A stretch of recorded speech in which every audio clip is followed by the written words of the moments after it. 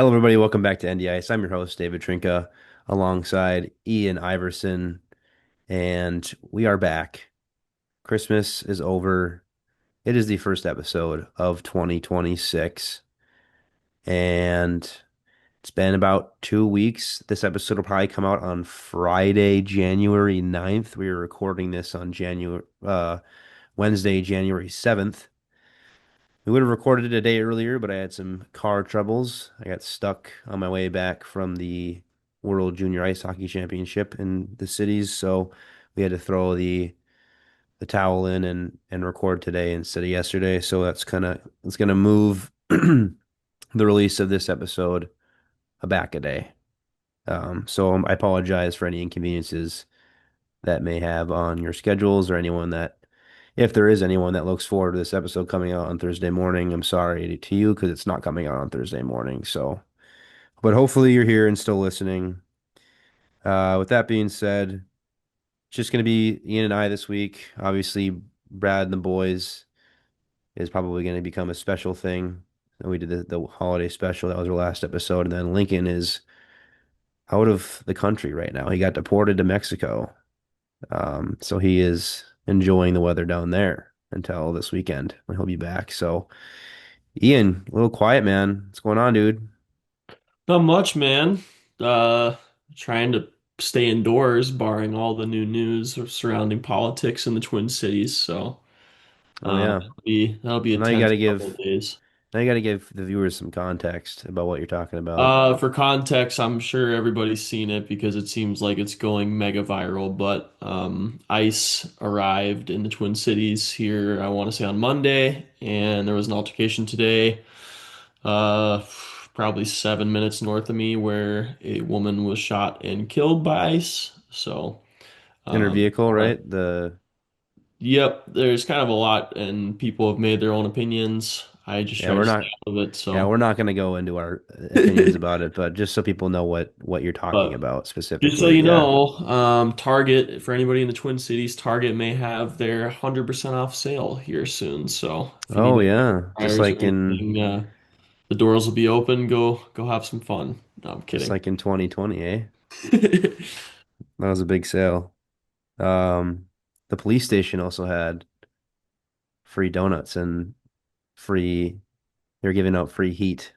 Um, anyway, jokes aside, politics aside, let's do some weekend recaps. We'll do, since it's not a weekend, kind of say a little bit of what you did over holiday break and then any hockey you watched, any people you saw, any people that stayed at your apartment or anything like that. And then, um, yeah, I mean, a lot happened since before Christmas, so Yeah, you want I to don't go a little bit suppose into I it? haven't been on since before Christmas. So, yeah, I went home. I had to work Christmas Eve and the day after Christmas, so I went home the weekend before for a long weekend, and that was good. Didn't do much Christmas to New Year's, but on New Year's Eve, I did happen to go with quite a few buddies along with Mr. Trinka here to the USA Sweden game. Probably not the best one to go to, barring how that turned Mm-mm. out, but had a lot of Sick fun. atmosphere though. Yeah, it was a lot of fun. The scenes down there in St. Paul were pretty good. A lot of North Dakota people, I would say. Um, just a lot of friends in general. It was a good time. David did stay over at my place, and unfortunately, when I was intoxicated, I agreed to drive him back to St. Cloud the next day. Mm-hmm. So I had to drive an Womp hour womp. there and back because I drunkenly agreed to driving him. So Yeah. Yeah. That was tough. deal's a The, deal. yeah. What other games did you go to besides, did you go to any other US games or I know you went to like a Oh, I did couple other games. go the 26th. I went to the Canada-Czechia game, which I would say was probably the best one of the tournament. You might have some USA Slovakia bias in there, but What do you what a way to start off the tournament than a define 7-5. best? What are you talking about? Oh, it was probably the The best game. best game of the tournament? Yeah, one of them. I'd say it's up there. Maybe group play. I'd say probably Yeah, group group group play. play would have a good argument.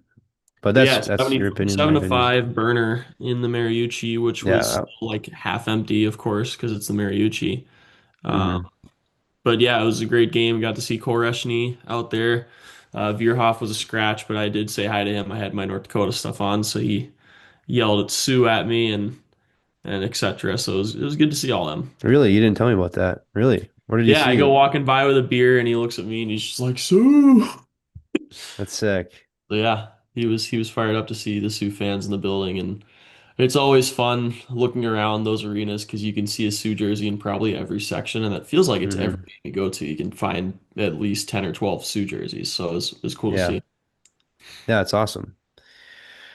For me, yeah, I just celebrated Christmas in Fargo. I came back, had to work on the 26th, and then went into the weekend. Uh, watched the USA games from home until the Sweden game. Only had two. I took a week off of work, 4 technically days because we get New Year's Day off. So I left Tuesday night, the 30th, and then got to my brother's in St. Cloud. Bless him for letting me stay there.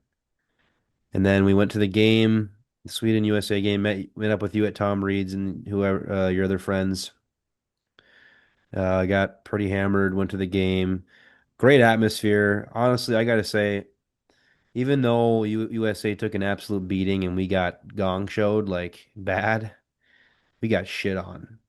But Bad. it not there was a really frustrating game, but that atmosphere when they did score was one of the best atmospheres I've been in. Just hearing Freebird, the X just fit full and having the towels wave around just gave me goosebumps. You don't see that a whole lot. UNE only has towels when they make the NCHC quarterfinals, but I'm assuming that'll change if they host, one of the Frozen Face-Off games this year, which looks likely right now. Uh, but I would say, yeah, I have never been to a playoff game in the X. I assume it's similar to that. I mean, I know the theatrics are probably way bigger and the atmosphere is a little bit, thicker, a little bit more passionate, but it was awesome. I mean, I have never seen USA play live. I don't think. Yeah, I would say I haven't seen them ever play live. So just being able to cheer on your country just meant a whole lot. I was really excited for it. So there's a lot leading up to it.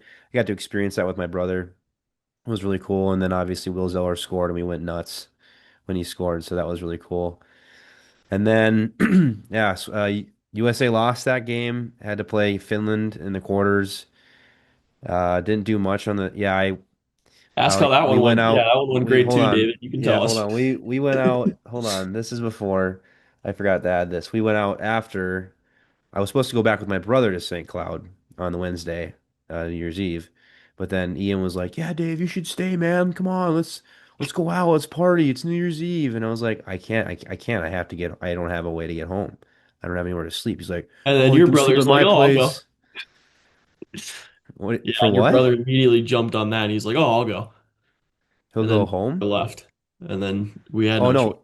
No, he was just no, he's like, you sure you want to do this? I think if you should do this if you want to. And then you were like, that was after you had said, I'll just drive you home tomorrow. I don't care. I was like, okay, if that's what you want to do. Like no one held a gun to Ian's head here, and my brother didn't dump me on the fellas.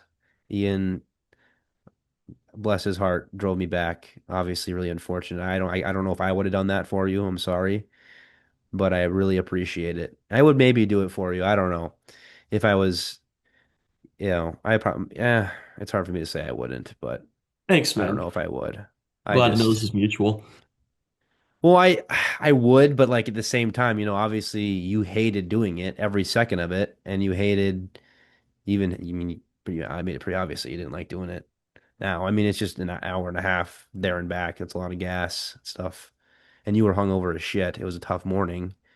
And on top of that, you had to go home and watch your team lose to Ole Miss. Yeah, it was a tough one. No, I was just giving you crap for it. I did not No, mind okay. driving you. Okay. I was just giving you crap. But yeah, Okay, it sweet. was good. Unfortunately, yeah, David got to watch USA go 0-2. Hold on. Let me get there. Damn it. We stayed out. Went to a couple bars down there, and then yeah, we went back to your place. We didn't have anything to eat though, I don't think, did we? Everything was, No, we all went straight to bed and then we had some stuffed crust pizza at yeah, that was 11 good. a.m. Bless Ian. Bless Ian for that. That was great. Yeah, and then I got home and kind of lingered around. My dad wanted to hang out. I didn't know when, and I just didn't feel like, I felt like crap. I didn't really know what to do. I didn't know when I should go and get some food or whatever. So, yeah, and then I didn't have anyone to go to the quarterfinal game. Thankfully, I found one of my UND buddies who was down there. I didn't know he was still down there. I asked him to go. And at that point, I started having engine troubles in my car. It was leaking oil on the way down from down there originally, and it didn't seem that bad. And then my engine was like out of oil, like it had all leaked out. It's at some point. So I had to fill it up, drive down for the Finland game, park it. My buddy's where he works at a dealership, parked it a lot there. Went to the game, had fun. We lost, cursed. Can't watch my literally, literally the saddest stat ever. I haven't watched my team like either UND or whoever I'm going to go cheer for win a game at the Xcel Energy Center. Currently now named the G Spot since 2011 when Matt Fratton had the overtime Final Five winner over Denver. We didn't go in 2012. 2013 we lost to Carroll College, and then all the frozen face-offs after that, and then USA. So that was tough. That was a tough break. Uh, and then all the oil leaked out of my engine that time too. So when I got back to my car, I couldn't start it. I had to go get more oil and then bring it back to my car. I had to spend $87 on oil. I put three full engines worth of oil at least into my car in like a matter of 3 days. Uh, Thankfully, my buddy Blake was driving down from Fargo, who I originally was going to go to the semifinals in gold and bronze with. So I rode with him. We stayed with his buddy Eric. Shout out to Eric. Um, and some of his pals. We went to the games, had a lot of fun. I think the semifinals were the best two games of the tournament. Finland, Sweden went to a shootout. That was a barn burner.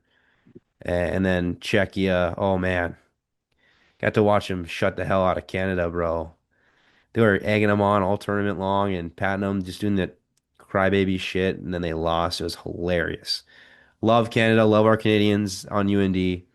But I mean, Porter Martone, all that shit with Czechia, like you got what you deserved. And then Gavin McKenna goes to the ref at the end of the game and just goes, "You blew this. You blew this game." And then he gets 10-minute misconduct. Like, what are we doing? Bad luck.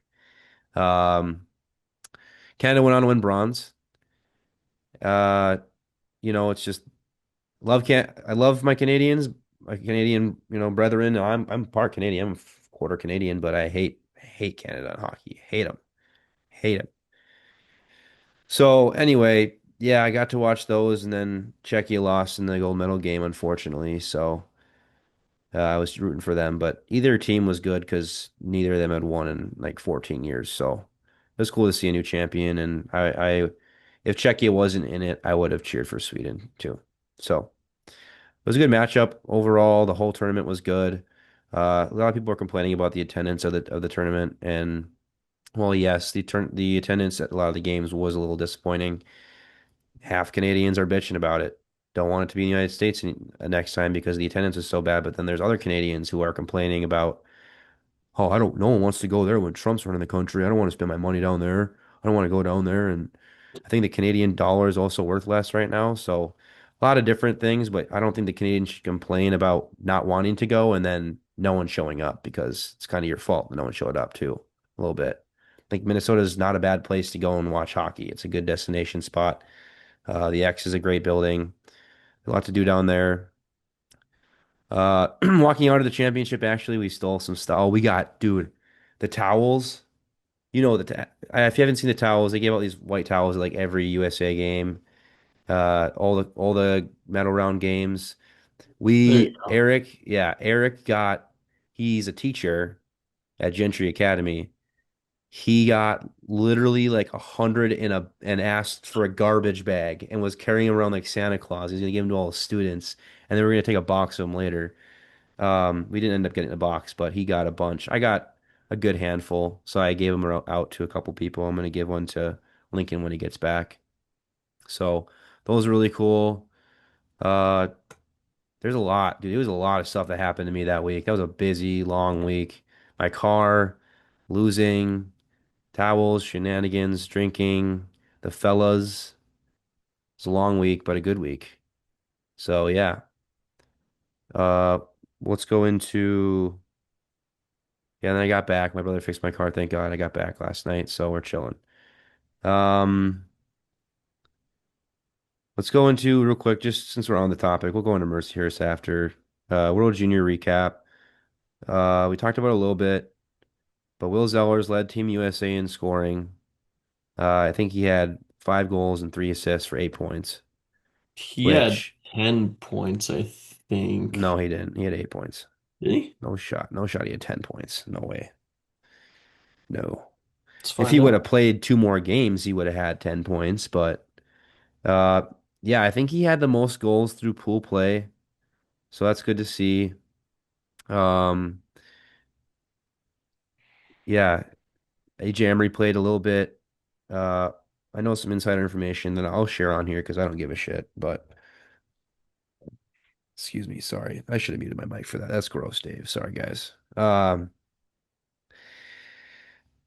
It has been made apparent to me. Well, you see Will Zellers playing on the fourth line, even though he's a leading scorer on the team. And then they, we go into 3-on-3 overtime and 3 minutes goes in before they lose and they don't put Will Zellers out there once. Really? Really? That's a little crazy to me. And a lot of people were mad about it because when I was going to the bathroom before the overtime started, everyone was calling it that Will Zellers is going to win it. And one guy was like, I'll put $30 on it right now. Will Zellers is going to win this game. And Bob Motzko wouldn't put him out there. And we can go a little bit into that in a sec because I have some insider information, but you look like you had something to share there, Ian. Oh no, I was just taking a sip of water, but Oh, no, was yeah, he? Did he have it's 8? huh? Did you check how many points he had? I thought you were going to check. You did He have had eight. 8. Okay. I thought I read somewhere he had 10, but anyways, yeah, it's strange to see Zellers coming off of, I believe, was it the Slovakia game where he had 2 goals and he was playing on the first line to then go into the Sweden game, play fourth line, and maybe get like 11, 12 minutes of ice time, still scored a goal. And then obviously in the playoffs, he's still on the fourth line when he's clearly their most productive player. And Bob Motzko put in the third string goaltender in the most important game of pool play, which I don't know why you would do that. Um, Bob Motzko, I've lost all respect for him at this point. Uh, had a lot of success at St. Cloud State and obviously won a gold medal for the United States as a coach. I think I want to say 2017. I could be wrong there though. I think he was the coach then. Yeah, And then he 2017. got Great. yeah, and then he went back in 2018 and they got bronze, I think. But so it came apparent to me that EJ Emery said that he didn't enjoy the World Juniors at all, and him and Will Zellers could tell how much the coaching staff hated them being there.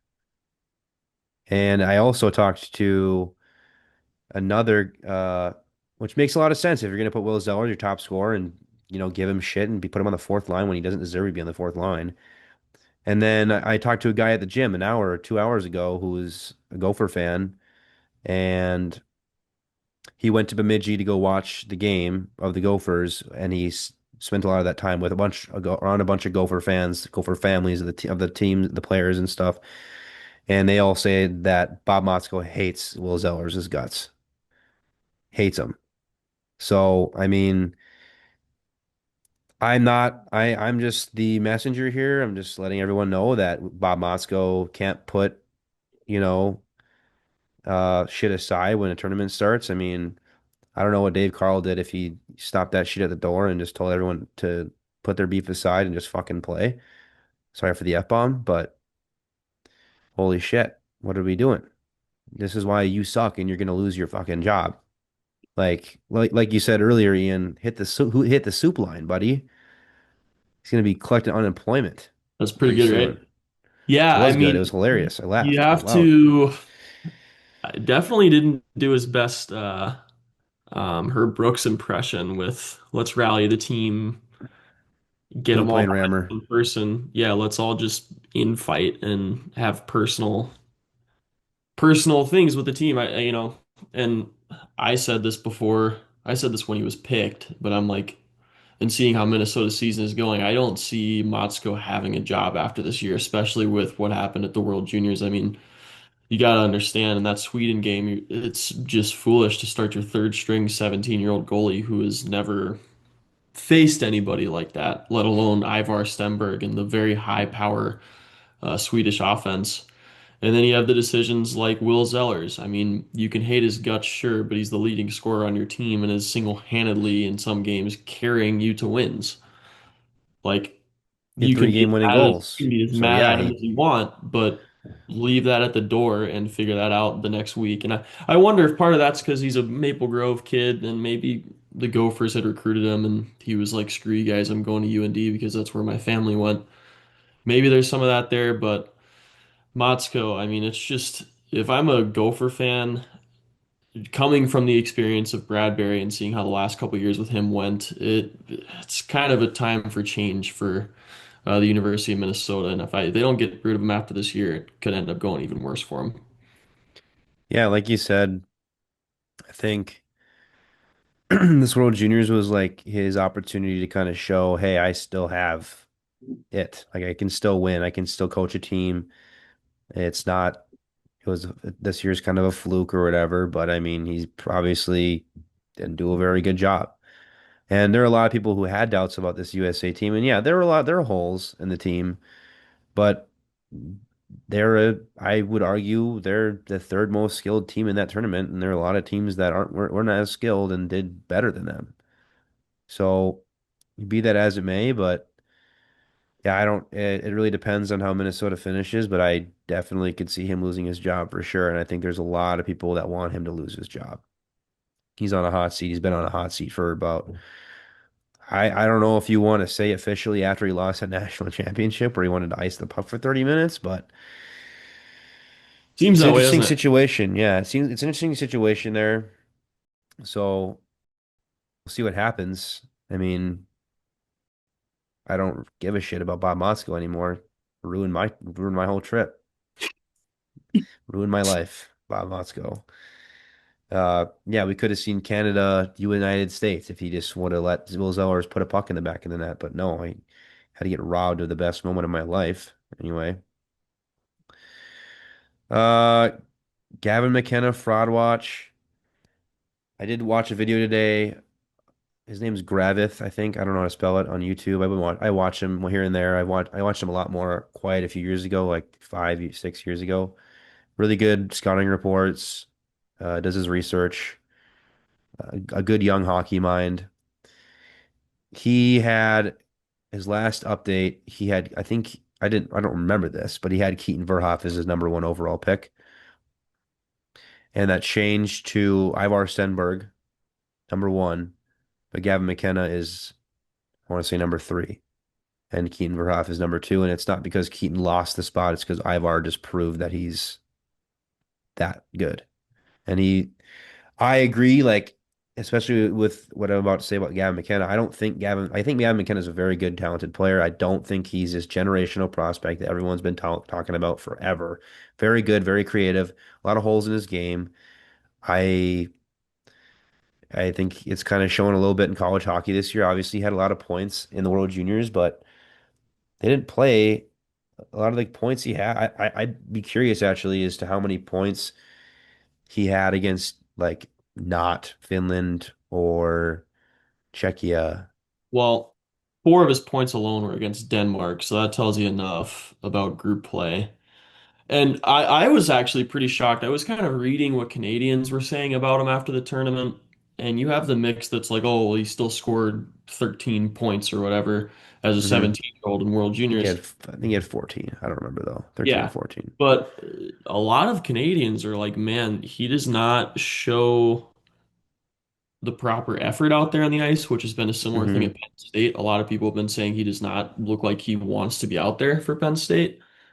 And also clearly the attitude situation in the World Hmm. Juniors where, you're down a goal or whatever it is and you take a game misconduct. Like if you're a generational prospect, you're putting up numbers like Bedard did in the tournament. You're being productive like Celebrini, and Celebrini didn't have as many points as McKenna did, but Celebrini got those points in a much better way, in my opinion, than McKenna did. Um, so we'll see. I mean, I've been kind of saying it since the beginning of the season, since I watched him against Arizona Hmm. State. Gavin McKenna is certainly not the prospect people thought he was. I honestly think he needs a second year at Penn State because he's just not ready. Like there's so many holes in his game right now. He's a phenomenal playmaker. I'll give that to him.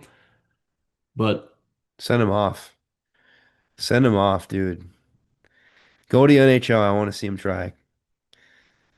you think so? Pull a Tyson Jost. Yeah. Get him out of the league. Just get him there and get him out of the league. I don't like him. He's just arrogant. I can have my opinion. This is purely opinion. He's just arrogant kid. Especially when you go to the ref and say that kind of stuff. You're not supposed to comment on officiating, or you're not supposed to should sure as hell shouldn't say it to their face like that during a game when your team is still in a position to possibly win the game. You blew it. He blew it. He said to the ref, "You blew it," but you just blew it. So I don't know. I'm not a big fan of him. I and I'm not just gonna for the Canadian fans, just for I'm not prejudiced towards Canadians. I think Macklin Celebrini is absolutely unbelievable. Insane. Don't like Bedard, but Macklin Celebrini is insane, incredible.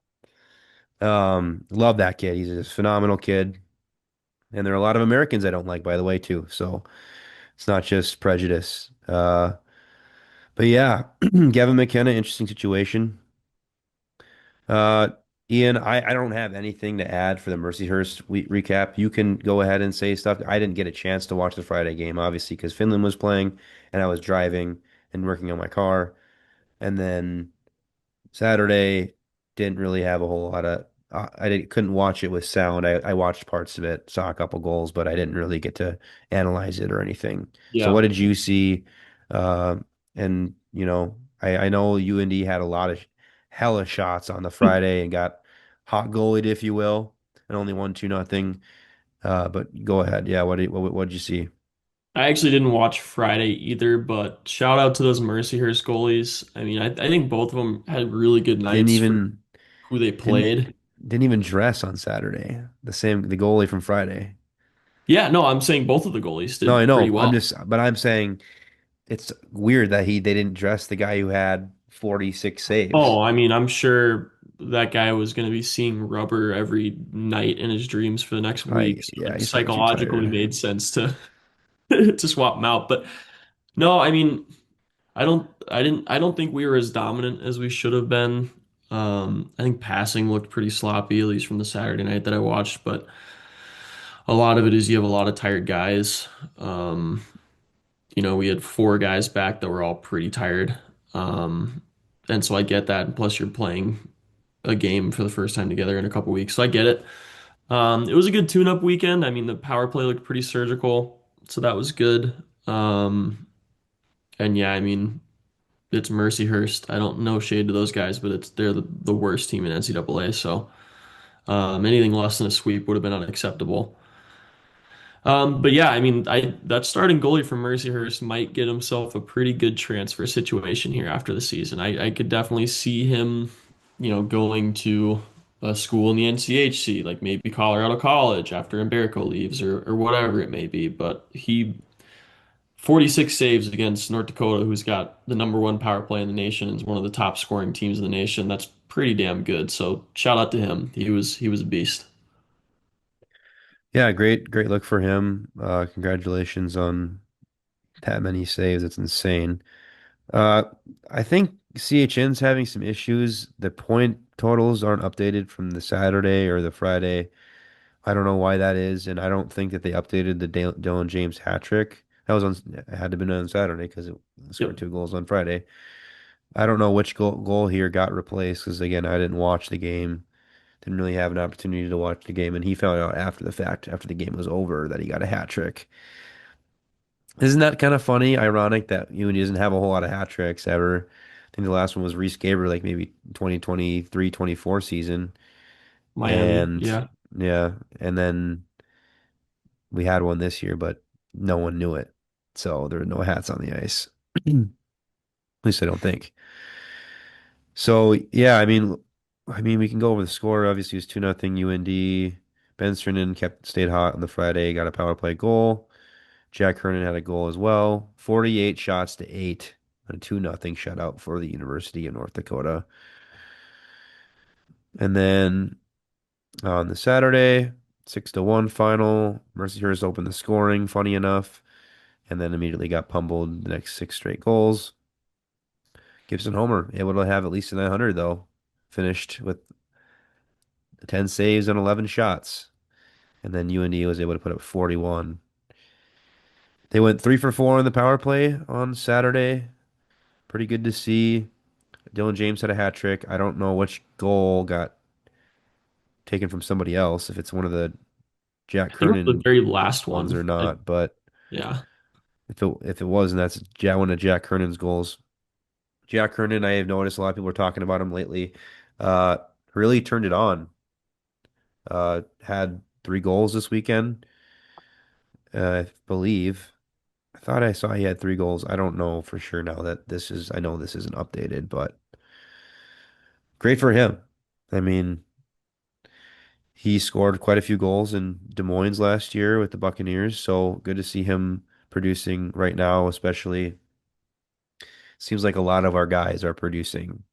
I saw Kernan has 9 points, I think, right now, and he's, I don't know, maybe the 10th leading scorer. So that's a lot of guys who have over 10 points right now. And that I don't think that happens a ton, especially with this much season left. So good to see the contributions coming from all over the lineup for UND. Right, Ian? Yeah. Don't do that. You're making me look like an idiot. Just kidding. Uh, North Dakota, let's see. Jack Kernan,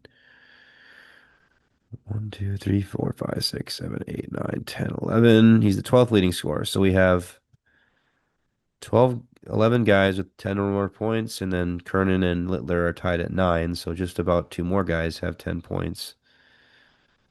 Great to see that. I mean, more can you ask for so far?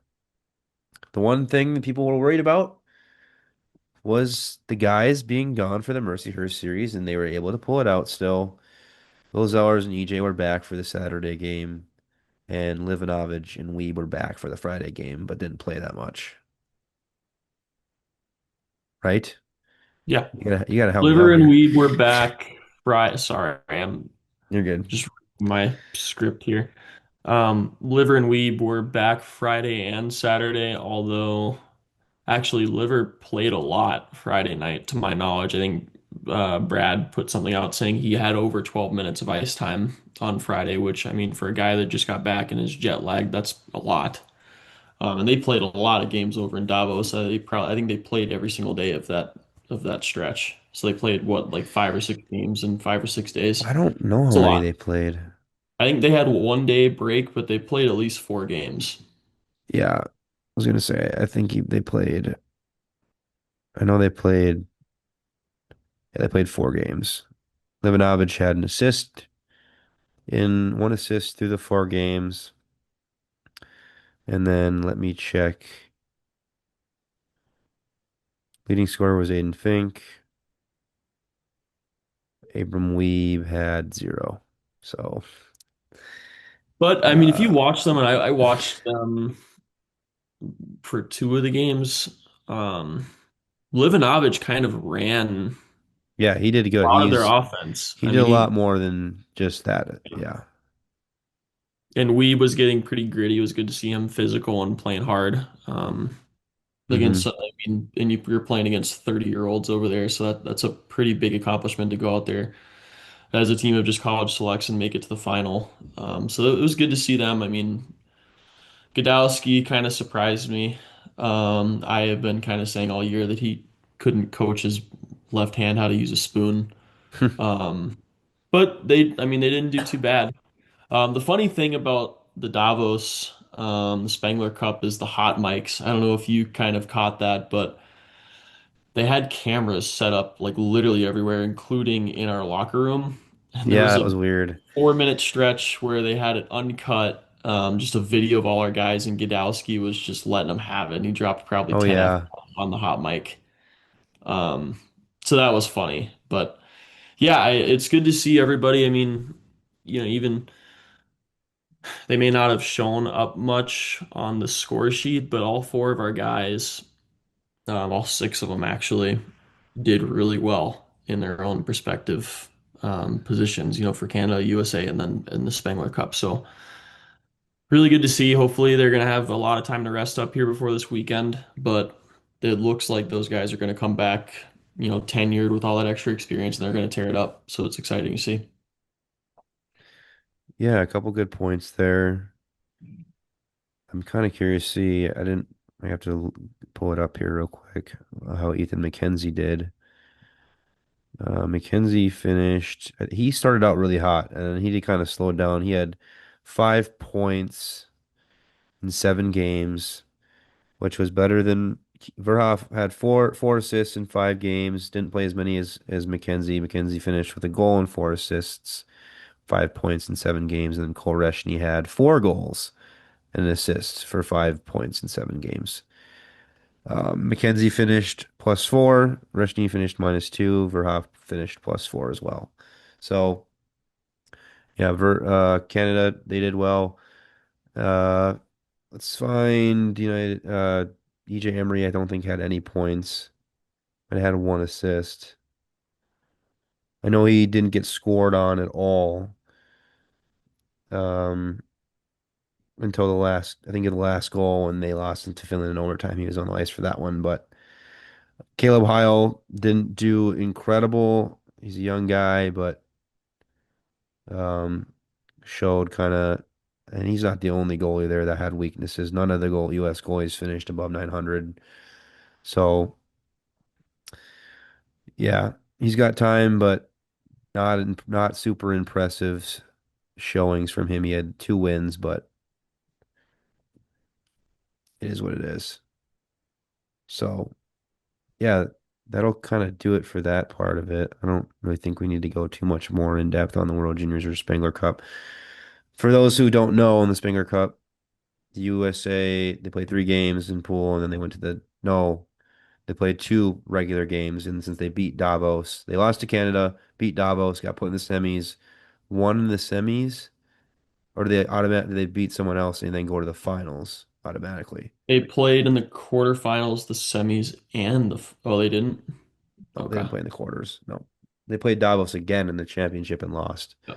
I want to say they I think they went to play the semis. I don't whatever know the for sure though. Swiss, no, because that was Davos. Whatever I want to say it was the Swedish team they played in the semis. That sounds right, but I don't know. Mm-hmm.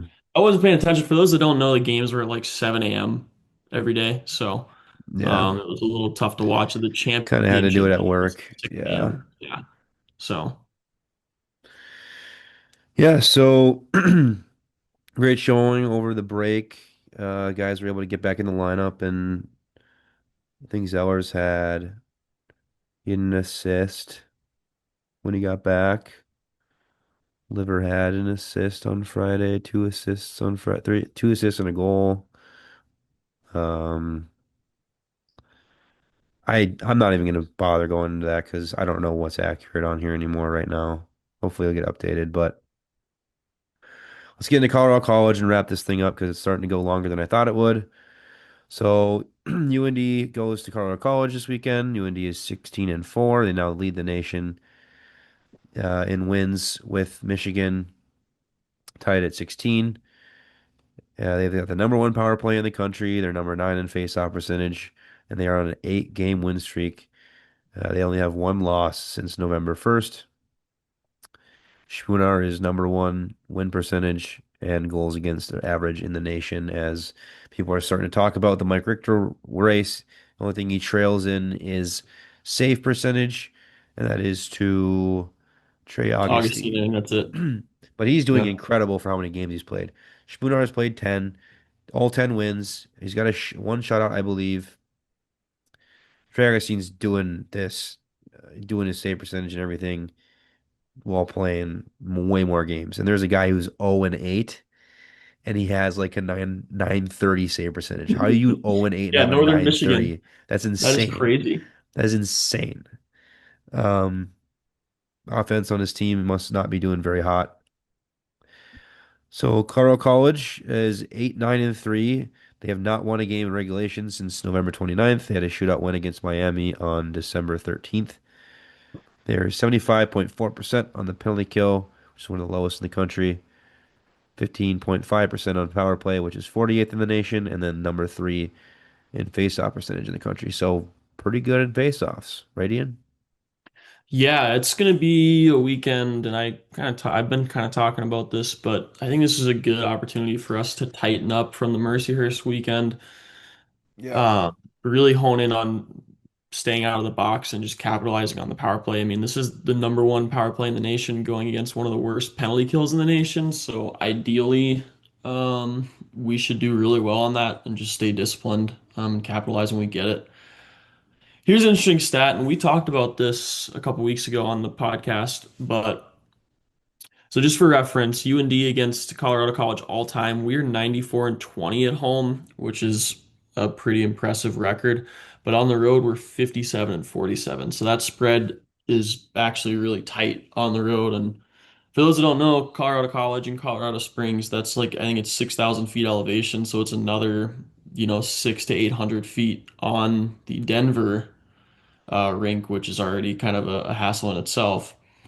We're 4-5-1 against Colorado College in the last 10, and we haven't beat them in regulation there since the 2021 season, 2021-2022. So we have not gotten a Hmm. regulation win there in 4 years now.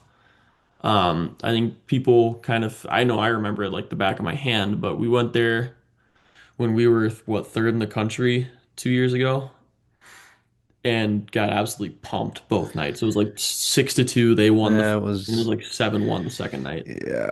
I remember walking around the casino in the cities and looking at my phone, like, what are we doing, bro? What are we Yeah, we got doing? destroyed. Noah Laba and Zach Wisdom like ate us alive. It was awful. Um, but this will be probably a bigger weekend than people think. They look at those stats and they're like, oh, this CC team isn't very good. They've struggled with the injury bug. And I was reading something. CC is like, statistically speaking, they should be more like 12 and 6. I think they've Yeah. just had a couple things where they've just lost some really tight games that didn't go their way. This Hmm. is I would not count out this CC team. They always play kind of their best weekend of the year against us in Denver. So this is one where we're going to need to really be dialed. Certainly more than we were against Mercyhurst. But if we can come out of here with a clean sweep, I think we're in good shape for Denver.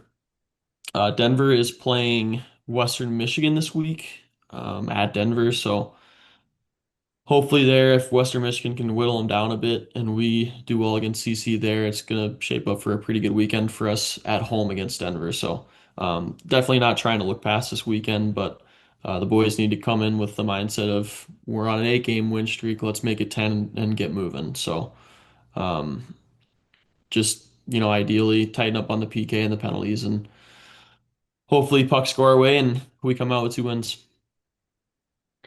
Yeah, absolutely. I agree with you. I don't think Colorado College is a slouch of a team by any means. Obviously, they got a lot to prove and uh still a very skilled team, whether the record shows it or not. They got a good, whether Caden Birko's stats say it or not, we know he's a hell of a goaltender. Maybe he had a bad year last year. Um, but he proved it the year before that. He's a phenomenal goaltender. I was still am a big fan of Caden Birko. I think he's a great kid.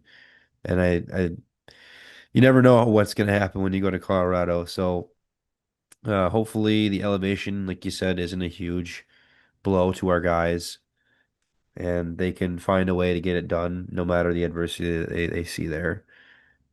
Um, I haven't watched CC a whole lot this year. Obviously, we haven't played him yet, so I'll have to watch him a little bit more.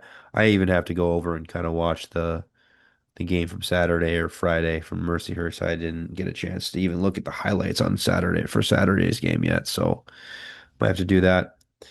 Okay, Ian, sweet. Let's uh let's do our score predictions then. You want to Yeah. start?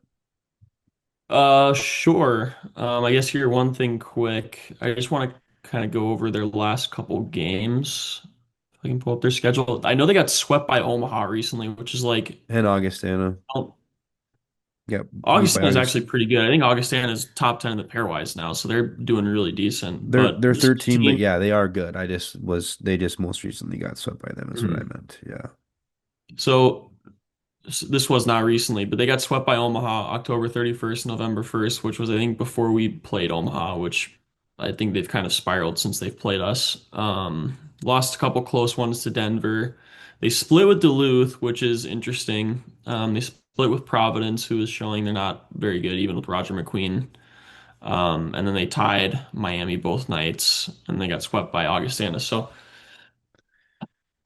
I think barring injuries, I know Lindbergh, I think was supposed to be their big guy this year, and he got out for the season like immediately. So now they're kind of relying on some younger guys. But after this second half here, I would not be surprised to see them start to heat up and start to take some points from teams. But um, for Friday, I have us winning 4-1. I think we come out pretty hot and um, we keep the scoring going. We look pretty, I would say the first period's probably going to be pretty sloppy, but the second and the third, I hope we tighten up a bit. Um, Hopefully win there.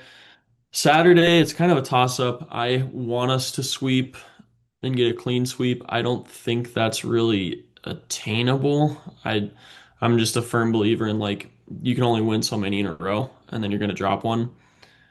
Um, I have us winning in overtime on Saturday, but I could go either way on that. I think it could be an overtime win for us or an overtime loss slash regulation loss on Saturday. And I think the game would be tight. I think we run into some struggles to score. Umberco heats up that on Saturday, and it could go really either way. But I'm hoping we come out with at least 5 out of the 6 points.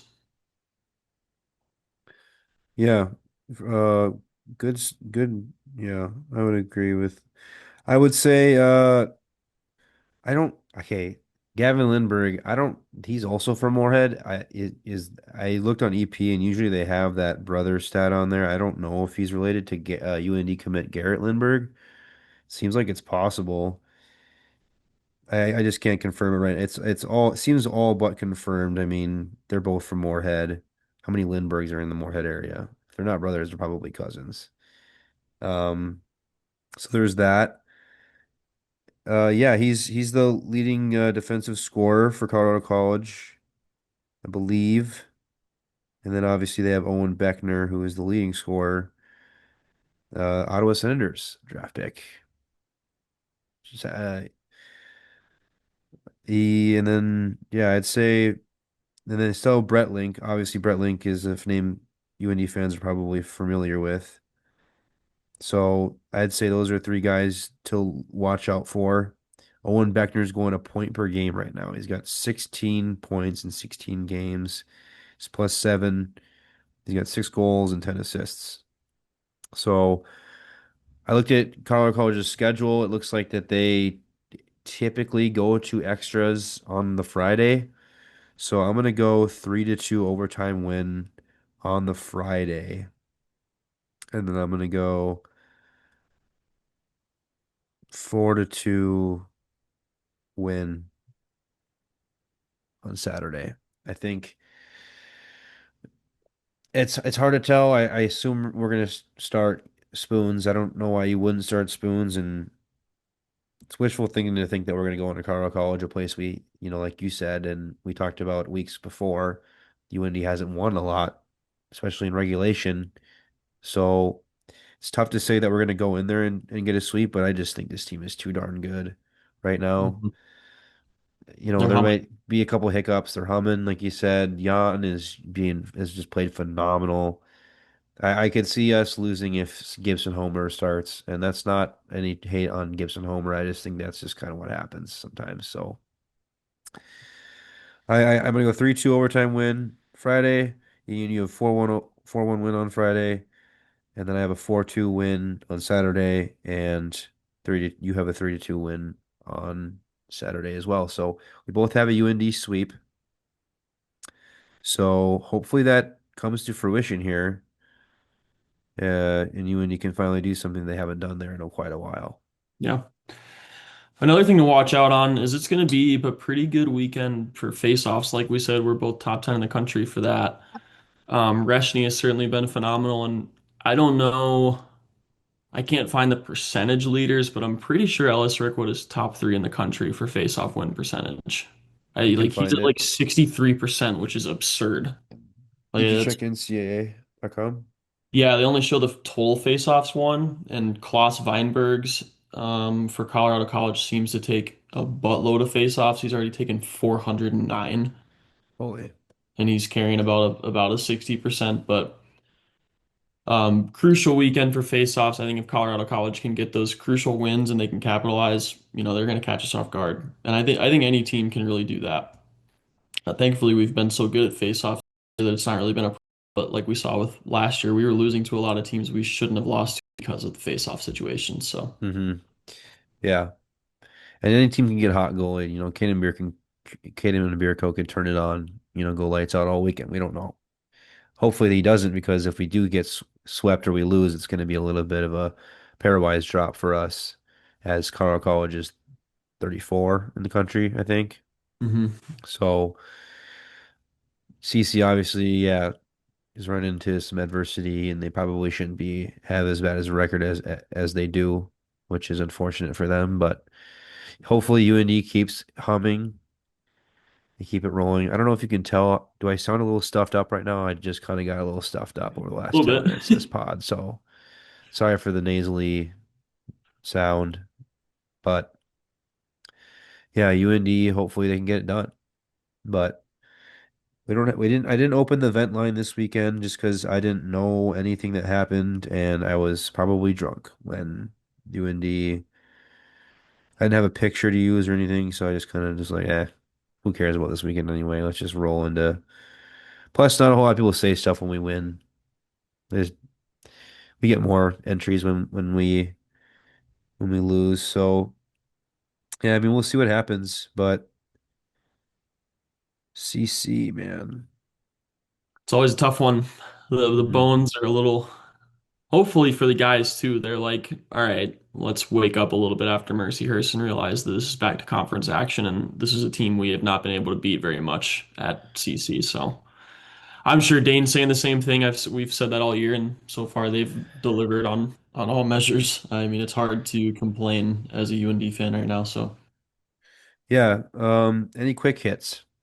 I have one, and you might want to talk about it after, but I don't know his how to say his name. Is it Teenan Lawrence?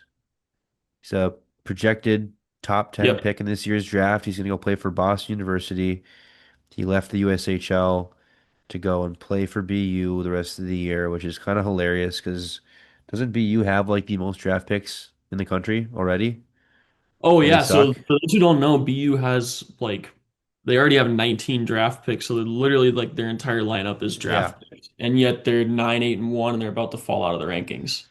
And they just need to go grab a top 10 pick to do something now, even though they haven't been able to do anything. It's just kind of funny, ironic. 19 guys and you can't get shit done. So for everyone out there, draft picks doesn't mean you're a better team.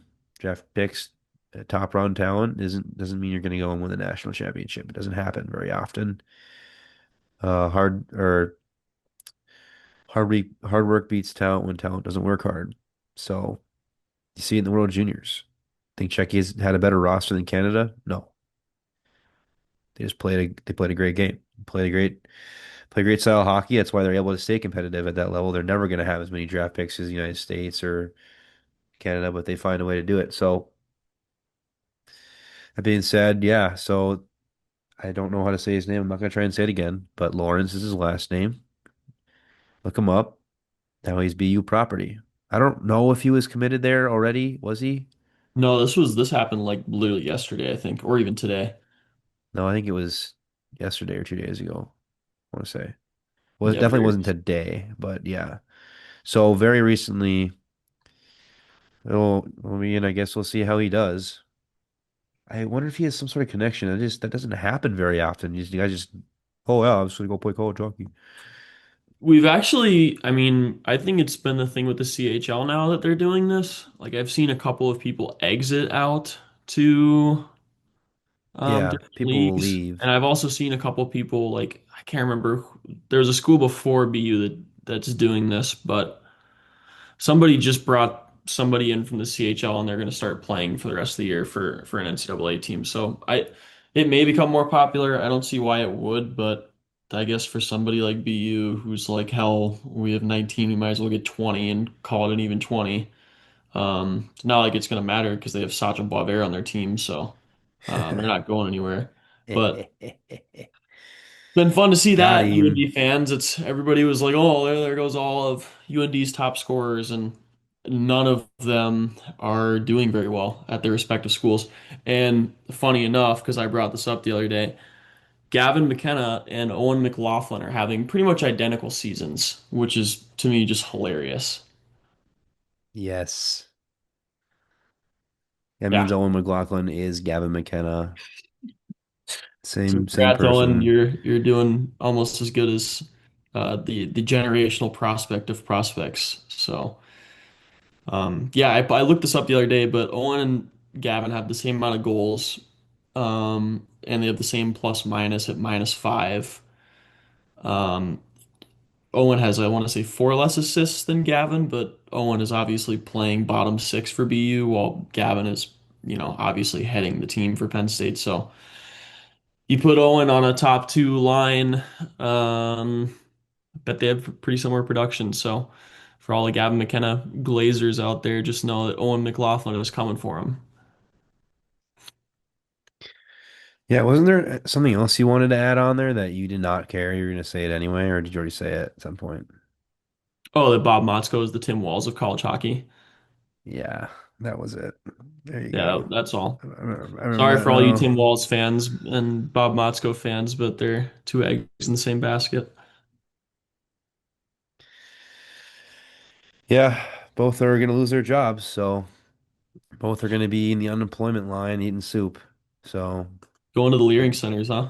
yeah, going to Learning Center's, opening a Learning Center and, you know, gonna go to the soup kitchen, visit the soup kitchen, get some saltine crackers for lunch. So, be pretty sweet. Good for them. Long storied careers for the both of them as they exit the professional lives. So, hats off to them. So yeah, well, I think that's gonna do it for this pod. You got anything to add here, Ian, before we sign off here? That's about it, This man. is That's kind of what this has it does been for this. one of the most random pods I've ever done. This is crazy. It's what happens when Lincoln isn't sitting there staring at his phone the whole time. We just start rambling about random stuff. Yeah, he let the two most misbehaved guys run the pod. It's just, you know, no Brad, obviously. So boys got down to the nitty gritty. Anyway, just want to take a second to thank you for listening to this pod. Sorry. Everyone check, there are bugs going around. Just stay safe out there. Take care of yourselves. Maybe go to the gym. Uh, stay warm. Cover up your ears. Don't get a cold. It's really been chilly. Check your oil in your car. Take care of your things. You might have a big oil leak and you don't know it, and you're gonna get trapped out in the city. So check your oil. Thank your mechanics. Tell your family you love them. Tell the fellas you love them. Watch some Sioux hockey this weekend. And yeah, thank you for listening. If you're a returner, we appreciate your loyalty and we hope to see you back. We'll have the vent line going this weekend. So, oh, I forgot to mention, I met, they were having Ryan Duncan sign hockey cards, the Hobie Baker thing. And I ran, got it signed, held on to it, the semifinals, and then I think it was the gold medal game. I went and Ben Blood was just chilling there. So I took a picture with Ben Blood and Ryan Duncan. So pretty cool. Haven't seen Ben Blood since I was a little kid. I know you thought you'd be jealous about that. Yeah, Ben Blood's a beauty. That's He's a pretty beauty. sweet. He's a beauty. He was bald when he was at UND, wasn't he? It's pretty close, probably. Yeah, he still looks the exact same. He's keeping a good look. But anyway, shout out to those guys. I also met Jesse Pollock again. Haven't seen that guy in a while. Guy from Bar Down, so it was pretty sweet. Absolute goober. But anyway, let's wrap this up. Thank you guys for listening, and we will see you next week.